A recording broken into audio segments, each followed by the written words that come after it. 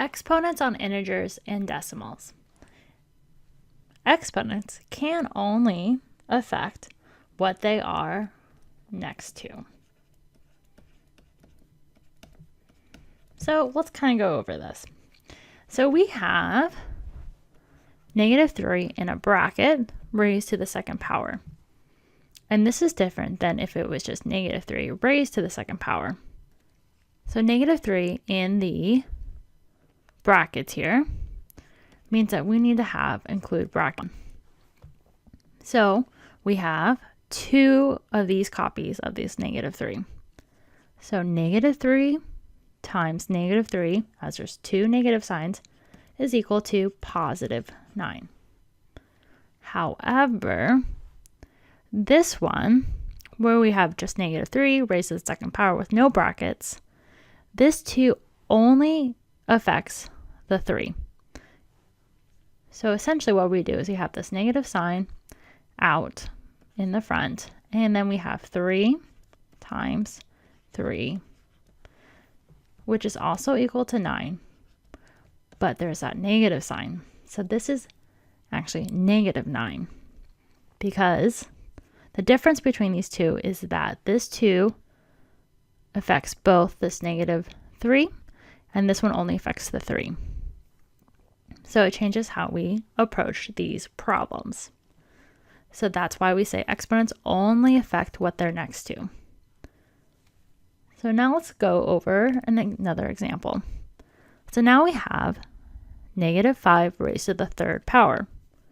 So this 3 only affects the 5. It doesn't affect the negative sign. So what we do is we can put a negative sign out in the front, and then we need to multiply 5 times 5 times 5, as we have 3 copies of the 5.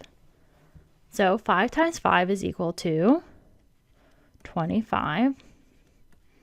And then we're going to do the last 5. So what we did here is right there. 5 times 5 is 25. So 25 times 5, we can just do this to the side. 5 times 5 is 25. Carry the 2. 2 times 5 is 10 plus 2, so it's 12. So we have -125, because that negative sign will come in to our solution. So let's do another example. Example 2. Solve for the following. So here again, we have the brackets with the -2 inside. So when we have the exponent raised to the 5th power, that means we have 5 copies of this -2. So it could be written out like this.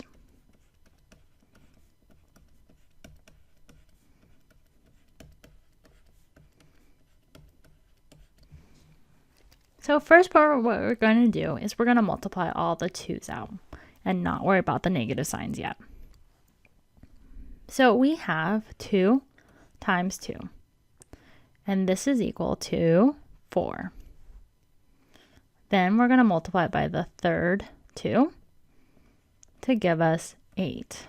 So now we've dealt with that 2. Then we multiply that 8 by another 2.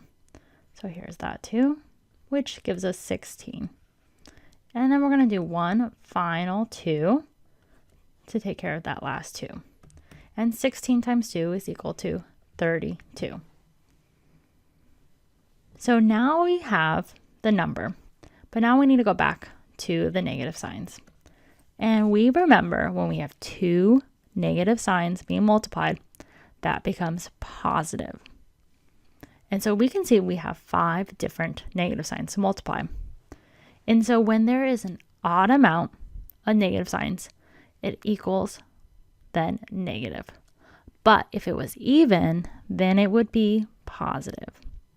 So when we have 2 negative signs, right, it equals positive. And then we have another 2 negative signs, which then is also positive. So this is from the first 2, this is from the second 2, here and here. And then we just have 1 negative sign. So you have 1 negative sign. So essentially what we're doing is we are multiplying two positive numbers together, which is just positive, and then a positive times a negative, which that gets us to the negative solution. So this is negative. So rule of thumb is when you multiply by an odd amount of negative numbers, then our solution will be negative. If it's an even amount of negative signs, then it's positive. So let's do another example. The front brake caliper piston has a 1.5 centimeter radius. What is 1.5 raised to the second power, as it is part of solving for the area of the piston? So here we have 1.5, and we have two copies of it. So we're going to multiply 1.5 times 1.5. Now let's go ahead and do this to the side. So we have 5 times 5, which is 25. Raise the 2. 5 times 1 is 5 plus 2 is 7. Now we have a placeholder of 0.